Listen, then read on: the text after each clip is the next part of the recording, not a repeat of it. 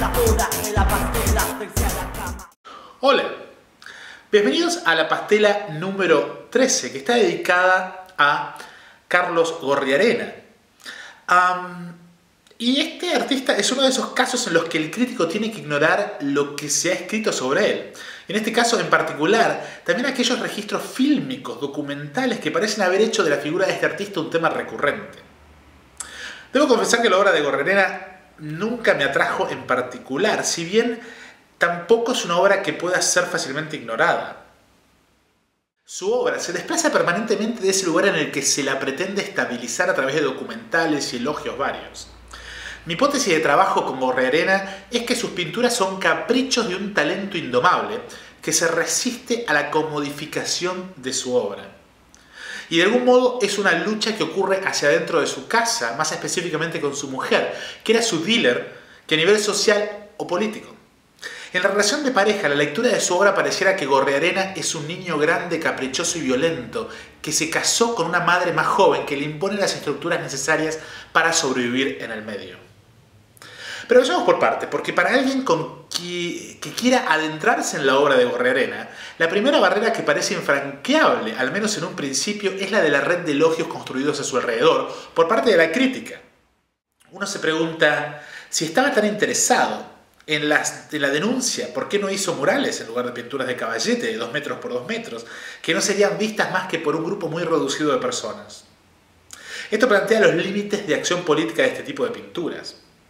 La pregunta es entonces, ¿se puede hacer política con pintura de caballete? Y la otra pregunta también es por qué figuras como Jorge Cosia, por ejemplo, el actual secretario de Cultura de la Nación, parecen apropiárselo a Gorriarena para la militancia de base peronista. Para esto tenemos que hacer referencia a la compleja relación histórica entre arte y peronismo. Digo esto porque fue el cine la disciplina que en materia cultural ha estado más fuertemente asociada con la acción política en la Argentina, como demostrado por Jessica Stites Moore en su libro Transitional Cinema, en donde explora esa estrecha relación que el peronismo ha venido sosteniendo históricamente con el cine. Es por esta razón que tras la muerte del fundador del movimiento peronista y la tragicómica sucesión de su viuda Isabel Perón, esa estrecha relación entre cine, sindicalismo y peronismo de izquierdas hace que los cineastas se constituyan, al menos para la junta militar, en un grupo subversivo. Esta persecución se acelera hasta llegar al paroxismo con la desaparición de Raimundo Gleiser, Haroldo Conti y Jorge Cedrón, tras la ardua labor militante de estos 3 cineastas de base, en donde el cine era usado como instrumento de militancia y de lucha política.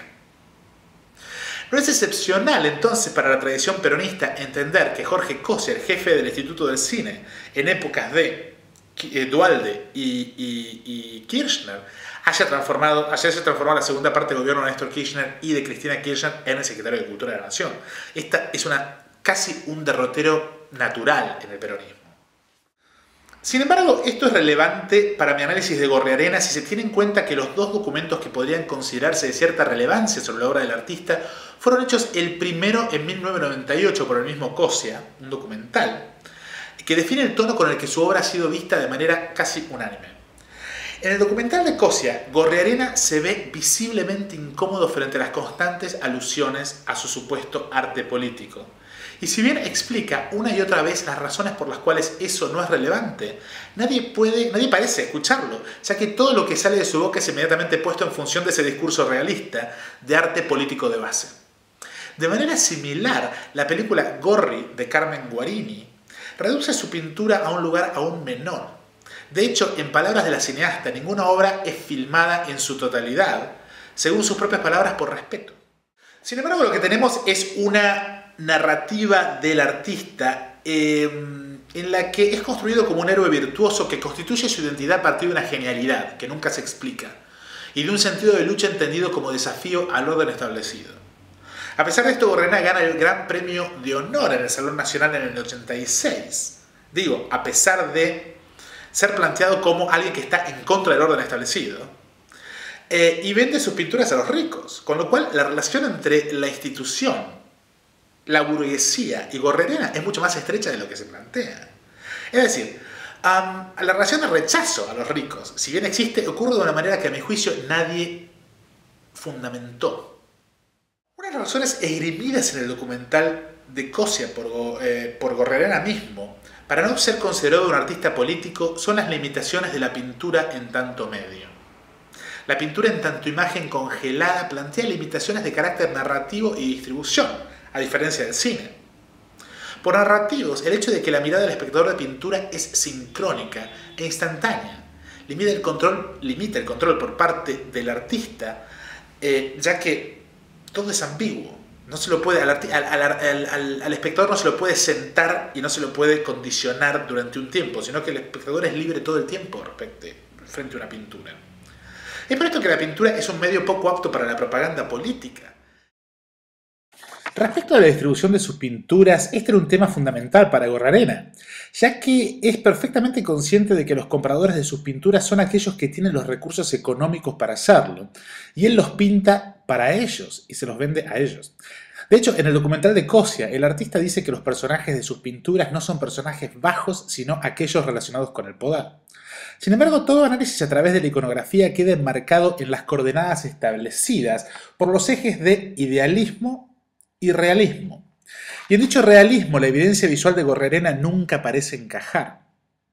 Esta confusión entre contenido y forma, o mejor dicho, entre iconografía y estilo, parece ser un problema que viene desde antes. Digo esto porque, según sus propias declaraciones, esto se hizo evidente con su primera pintura a los 6 años de edad cuando, en sus palabras, una prostituta rumana que vivía cerca de mi casa y que partía todas las noches y volvía cerca de la noche de los quilombos de San Fernando, una población cercana, me regaló una caja conteniendo pinturas oleosas y pinceles y un frasco de aromática trementina. Mi primera obra fue una reproducción de la fragata Sarmiento. Por causas distintas, papá y mamá quedaron obnubilados. Años más tarde, mi padre quería que yo fuese marino y mi madre, pintor. Lo que llama la atención de la obra de Gorrerena es lo prolífica de su producción. Observando su itinerario de producción, encontramos que su estilo fue cambiando y que se atrevió a experimentar. Hacia los 60, su ejercicio de pintor lo define como un militante de la pintura y dando pelea al realismo, se coloca en el debate contemporáneo entre el informalismo y la neofiguración. En sus pinturas predomina una gestualidad explosiva donde el gesto violento y energético y la materia altera la percepción del espectador. Ya en los 70 comienza un giro hacia la figuración expresiva. La materia, el color y la espacialidad conjugan una relación de figura y abstracción permanente. Es decir, en términos de estilo, siempre se plantea obstruir la lectura naturalista mediante cierta abstracción que se logra a través de la perspectiva y las drásticas diferencias tonales. La iconografía define una temática que ronda la representación de la política argentina, el duelo de los muertos, etc. En relación a su inclinación por estas temáticas y personajes, expresó: siempre pensé que un pintor político es aquel que utiliza la pintura como herramienta o vínculo para manifestar sus ideas. En este caso, yo sería un pintor político, pero de la clase que no cree que la pintura sirva para transmitir ideas que cambian el mundo. Y esto es claro en lo poco claro que sus tematizaciones quedan plasmadas en la pintura. Hay cierta criptología que el espectador formado por ese documentalismo supone saber leer, pero en realidad no. Es decir, la pintura de Gorrerena es profundamente ambigua. Aunque creamos que estemos viendo Eva y Perón, en realidad ese Perón es más parecido a Gorrerena mismo que a Eva, con lo cual puede ser Gorrerena y su mujer, si se quiere. Y lo cierto es que el método de trabajo de Gorrerena, su propia técnica, acompaña esta ambigüedad. Él comienza a pintar desde un garabato, desde un dibujito, y desde ahí se desarrolla. Si bien el artista confiesa que pinta para los que pueden pagar, hay cierto distanciamiento crítico de sus figuras que es remarcado por el punto de vista que por lo general, más no en todos los casos, es elevado. Esto hace que el espectador mire desde arriba y así condescendientemente a las figuras representadas. Sin embargo, este punto de vista se da de frente con una utilización del color, que no reconoce volumen, sino que obedece un sentido de perspectiva siempre alterado por ese punto de vista que parece repetir el snapshot fotográfico. En otras palabras, hay varios ejes de perspectivas y sinceramente no creo que fueran demasiado relevantes para el artista, quien parece querer volcar a las figuras sobre el espacio del espectador. Es decir, las pinturas actúan como una pala mecánica que ajusta a los personajes y se los tira encima a los espectadores en el living de sus casas. En este sentido, el tema del color es fundamental para entender su obra, ya que con él organiza la mirada y el desbalance de la composición del cuadro, que siempre deja al espectador con una sensación de incompletitud. Los cuadros de Gorrarena parecen ser fragmentos de una escena más abarcativa, pero nunca se da al espectador las herramientas visuales para completarlas. La experiencia que el espectador tiene de estos cuadros es de saciedad, pero al mismo tiempo de incompletitud, y de algún modo esto es lo que caracteriza a las figuras que pinta, quienes son gentes que tienen demasiado, pero a quienes siempre les falta algo. Es decir, hay una suerte de colapso entre contenido y forma en favor de cierta neurosis cuya sensación es de constante y permanente carencia. Hay una sensación de vacío permanente. Es por esto que los críticos han homologado su uso del color con la bronca. Suponemos frente a la injusticia que motiva la acción política. Esto llevó a algunos a decir que Gorrearena sabía putear con el color. Él mismo se refería a su paleta de la siguiente manera: yo soy un pintor que pinta por lo menos en los últimos 40 años con colores muy violentos. Utilizo la tonalidad en ciertos momentos, pero dentro del mismo espacio pictórico recurro a la violencia tonal. Sin embargo, esto que él llama violencia tonal tiene que ver con el uso de colores primarios e intermedios de manera contigua y marcando el espacio pictórico como planos en donde el volumen o la posición del espectador es siempre estipulada a través de una combinación de perspectiva geométrica y perspectiva tonal.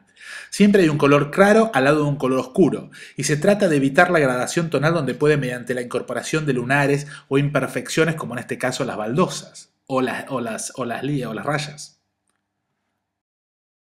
Este uso disruptivo del color tiene dos consecuencias inmediatas. La primera es transformar al objeto pictórico en una fuente de gusto comprometido, y en tanto tal la relevancia de la pintura no se da tanto hacia adentro de la misma, sino en relación con el espacio en el que ocurre su observación. En otras palabras, el tamaño de 2 metros por 2 metros promedio de las obras de Gorrarena pueden obedecer una moda que fue instaurada por el reglamento del Gran Premio Nacional, que exigía dichas medidas como límite. A decir verdad, la primera cosa que me produjo incomodidad es el exagerado tamaño de los cuadros en relación con lo informal y esporádico de los eventos retratados. Algo de irrelevante en los episodios que contrasta con la magnitud e importancia del tamaño que en la historia del arte ha sido reservado para las pinturas de historias mitológicas y la pintura abstracta, del expresionismo abstracto neoyorquino, por dar un ejemplo en el caso de Rothko, si se quiere. Hasta ahora tenemos que el cuadro genera disrupción hacia adentro y hacia afuera. Hacia adentro a través del uso de colores cuyos contrastes tonales son presentados de manera violenta, mediante una combinación del punto de vista elevado del espectador y una alteración de perspectivas que descolocan la mirada, y mediante el uso de narrativas que no se pueden completar y que, de acuerdo a los recursos visuales disponibles, aparecen incompletas. Hacia afuera, colgar ese cuadro en un living de un coleccionista rompe con la armonía del espacio al punto de transformarse en el centro de la mirada de un espacio que no debería tener ese objeto. En síntesis, los cuadros de Gorrarena son subversivos desde adentro del proceso del colgado y el coleccionismo, y en tanto tales deben ser entendidos no desde el punto de vista de la neofiguración o el informalismo, como han sido tratados de ser explicados, o desde el punto de vista de la relación de la idealización de la escena o del realismo, como es el caso de las explicaciones de Cosia, sino a través del debate iniciado por el minimalismo en torno de la objetualidad y la teatralización del espacio en el que se mira. En otras palabras, lo que estoy diciendo es que hay una paradójica efectividad en los cuadros de Carlos Gorrearena, en el hecho de que rechazan a aquel que lo posee y generan una experiencia de la mirada deliberadamente incompleta. Este es un caso similar al de la Venus de Velázquez, en el que la figura parece caerse sobre el espectador, quien trata de ocupar un espacio dentro de la pintura, pero todos esos espacios aparecen bloqueados. En este caso no hay tematización de la escultura como en Velázquez, digo en el caso de Gorrarena, pero sí hay una problematización de los límites entre la fotografía, el cine y la pintura, como dije antes.